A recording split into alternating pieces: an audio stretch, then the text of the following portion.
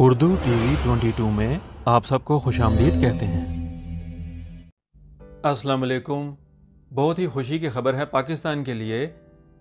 41 साल के बाद पाकिस्तान OIC के इजलास की मेज़बानी कर रहा है इस्लामाबाद में, और तकरीबन 54 इस्लामी ममालिक और इनके साथ साथ यूरोपीय ममालिक भी शामिल हो रहे हैं इस इजलास में।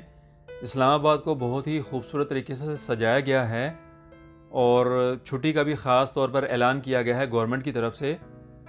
और इस कॉन्फ्रेंस से काफ़ी उम्मीदें वाबस्ता हैं, बड़े बड़े फ़ैसले होने वाले हैं।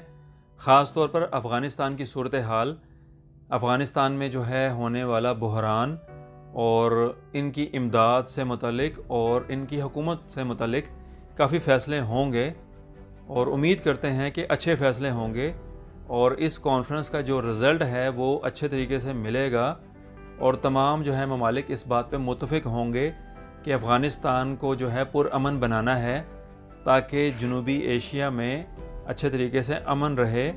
अफ़गानिस्तान में अमन रहेगा तो पाकिस्तान और दूसरे ममालिक में भी अमन रहेगा।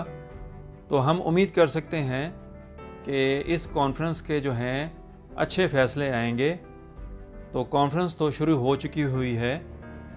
आज जो है ख़ास तौर पर इजलास होगा और उसमें वज़ीर-ए-आज़म पाकिस्तान इमरान ख़ान भी ख़िताब करेंगे और ये हमारे लिए एक बहुत ही अच्छा चांस मिला है। पाकिस्तान के ये नसीब में आया है OIC की मेज़बानी, और हम जो है इंशाल्लाह साबित करेंगे दुनिया को कि पाकिस्तान जो है अच्छे तरीके से मैनेज कर सकता है और तमाम ममालिक को साथ लेकर चलना चाहता है ताकि ख़ित्ते में और पूरी दुनिया में अमन रहे। अमन इस दुनिया में होगा तो सुकून रहेगा।